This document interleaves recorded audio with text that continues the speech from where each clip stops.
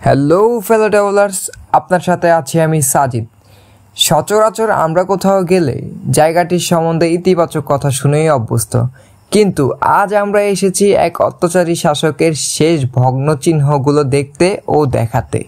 প্রকৃত অর্থে এখানকার স্থাপত্য ও আনুষঙ্গিক বিষয়াদি আজ আমাদের ইতিহাস ঐতিহ্যের অংশ। গত অনেকগুলো দিন বাড়ি থেকে বের হতে চাইলেও বের হতে পারছিলাম না বৃষ্টির কারণে। আমি আছি এখন গাড়িতে, যাচ্ছি করতলি জমিদার বাড়িতে। আজকে এখনো অবধি আকাশ পরিষ্কার, তবে ধারণা করছি বৃষ্টি আসলেও আসতে পারে, কারণ এখন বৃষ্টির সিজন চলছে।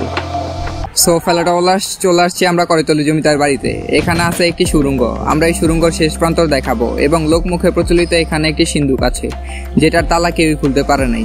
আমরা এই দুটোই খুঁজে দেখাবো এবং এখানের ঐতিহাসিক স্থাপনা দেখাবো, ইতিহাস সম্পর্কে বলা ট্রাই করব।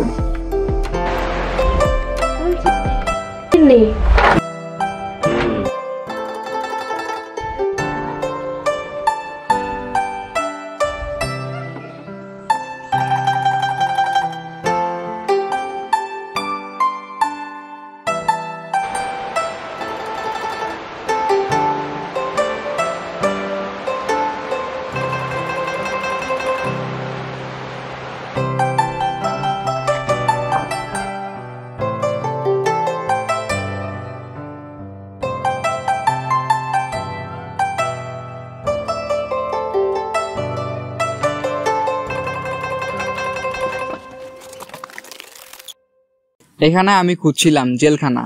আমার পূর্বে একজন ইউটিউবার এসেছিল, সে সময় সম্ভবত জেলখানার গ্রিল ইত্যাদি ছিল। আমি এসে তাই খুঁজছিলাম যে জেলখানাটি কোথায়। অনেক খোঁজাখুঁজি করলাম কিন্তু কিছুই পেলাম না। ভগ্নাবশেষ যা পেলাম তাতে কোনটা জেলখানা ছিল তা বুঝতেই পারলাম না। কিছু করার নাই, হার মানতেই হলো। আশেপাশে ইতিহাস জানে এমন কোনো লোকও নাই। যাও পেলাম, ওনারা কেন জানি বলতে চান না। যাক, প্রবলেম নাই, আমার কাছে আছে গুগল থেকে দেখে বোঝার চেষ্টা করলাম এই ছোট বিল্ডিংটা হয়তো জেলখানা ছিল। এখন যাব আমি মূল ভবনে, যেখানে জমিদার বসবাস করতেন।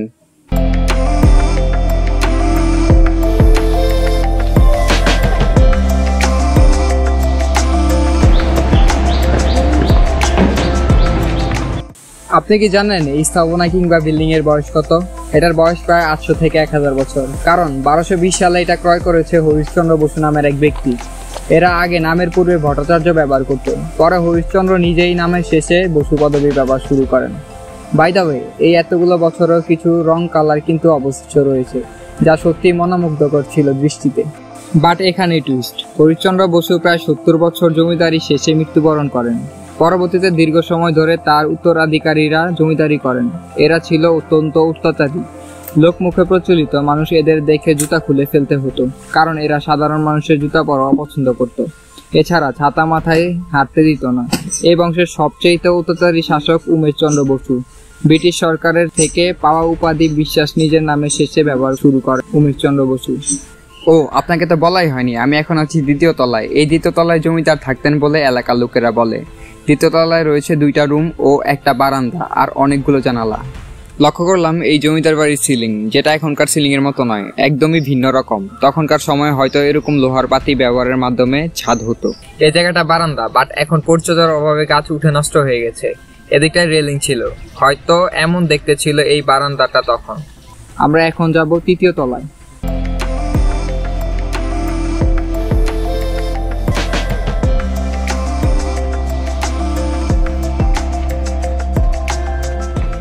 আমি এখন আছি 3য় তলায়। এই ধ্বংসাবশেষে পরজীবী, উদ্ভিদ এবং নানা রকম লতাপাতা উঠে ভরে গেছে। দেখে বোঝার উপায় নাই যে এটা 3য় তলা। আমি এখানে উঠছিলাম আর আমার কাছে মনে হচ্ছিল অত্যন্ত ঝুঁকি হয়ে যাচ্ছে, তবুও আমি উঠেছি আপনাকে দেখানোর জন্য। বাট আমি আপনাকে পরামর্শ দেব, আপনি এরকম জায়গায় আসলে বা এখানে আসলে রিস্ক নিয়ে ছাদে উঠতে যাবেন না। এই সকল স্থাপনা হাজারো বছর পুরনো হওয়ায় আপনি জানেন না কি হতে পারে, সো বি কেয়ারফুল। পায়ে পিঁপড়া কামড়াইতেছে, এরকম নেমে যায় এদিকে।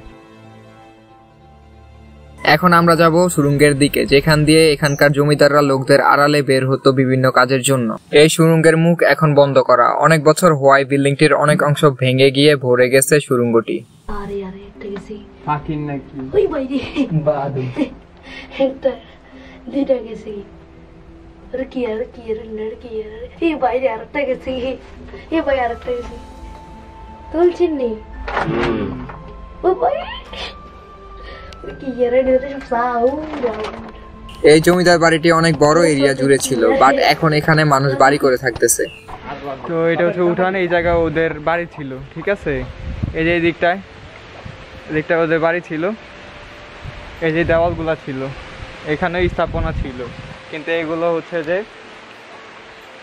সময়ের কারণে অনেকে ভেঙে ফেলছে, পরিচর্যার অভাবে এটা নষ্ট হয়ে যাচ্ছে। এই দিকটা দেখেন, এইদিকে আরো আছে, ওই দিকটায় আমরা দিকটা যাবো। এই জায়গাও ছিল ওদের স্থাপনা, এগুলো ভেঙে ফেলছে, ভেঙে ফেলার কারণে এখন এই জায়গায় কিছু নাই, যেগুলো ছিল। তারপর এইদিকে ছিল এই দেওয়াল দেখা যায়, পিছনে একটা দেওয়াল দেখা যায়, এই দেওয়ালটা এদের স্থাপনা ছিল। আমরা যাচ্ছি সুড়ঙ্গটি দেখার জন্য। অতীতে হয়তো ইমার্জেন্সির জন্য ব্যবহার করতেন এখানকার জমিদাররা। এখানে শেষ জমিদার বিনয় ভূষণ বিশ্বাস, সে তার পরিবার নিয়ে পলায়ন করেছিল তখন, হয়তো সে এই সুড়ঙ্গটি ব্যবহার করেছিল তখন। এখন আমরা যাব সুড়ঙ্গের শেষ মাথায়, বাট বৃষ্টি আসতেছে মনে হচ্ছে। শিট ফেলাস, বৃষ্টি চলে আসছিল পর অনেকক্ষণ আমরা অবস্থান করেছি জমিদার বাড়িতে। আমরা এখানে ছিলাম ব্লগ করতে করতে, বৃষ্টি চলে আসছে, এই পিছনে বৃষ্টি হইতেছে, বৃষ্টির ফুটা পড়তেছে। এখন আমরা এই জায়গায় বন্দি, এই জমিদার বাড়িতে। আর আমার সাথে আছে আমার ভাইয়ারা। হ্যালো সিবাত ভাই, হ্যালো ভাই, কিছু বলো। গুড গুড গুড কথা কিছু বলো তুমি। প্রায় ঘন্টা দেড়েক পর যখন বৃষ্টি একটু কমে আসছে, তখন রওনা দিলাম সুড়ঙ্গের শেষ প্রান্তরের খোঁজে। ওইখানে না পৌঁছাতেই আবার বৃষ্টি চলে আসছে। এরপর একটি বাড়িতে স্থানীয় এক ভাইয়া আমাদেরকে বসতে দিয়েছেন।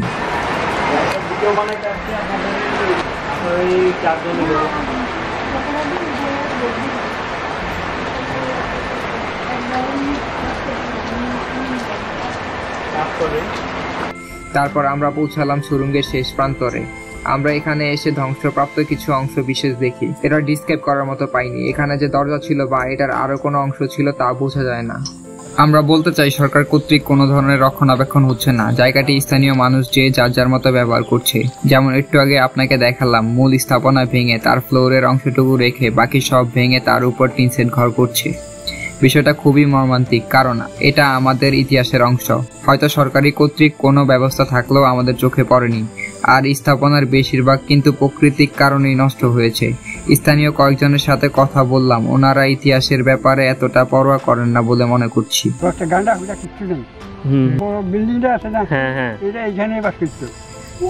আমার পাশে দাঁড়ানো যে ছেলেটি ছিল তার নাম শাহাদাত। সে আমাকে জমিদার বাড়িটি দেখাচ্ছিল। সে এখানে স্থানীয় স্থায়ী বাসিন্দা। একটা অদ্ভুত বিষয় হলো, শাহাদাত ক্যামেরার সামনে আসতে চাচ্ছিল না। ছেলেটি বেশ লাজুক প্রকৃতির। শাহাদাত তার ভাই বোনদের মাঝে সবচেয়ে বড়। ফেলো ট্রাভেলার্স, আমার ব্লগটি ভালো লাগলে like, comments, share and subscribe করে সাথেই থাকুন। সো নেক্সট ব্লগে দেখা হচ্ছে। আল্লাহ হাফেজ।